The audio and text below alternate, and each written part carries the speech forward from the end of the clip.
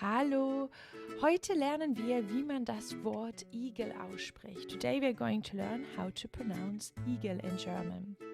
So, wie sagt man das? Der Igel. Der Igel. Oder ein Igel. Ein Igel. So the emphasis is on the I, or the E in German. Igel. Igel.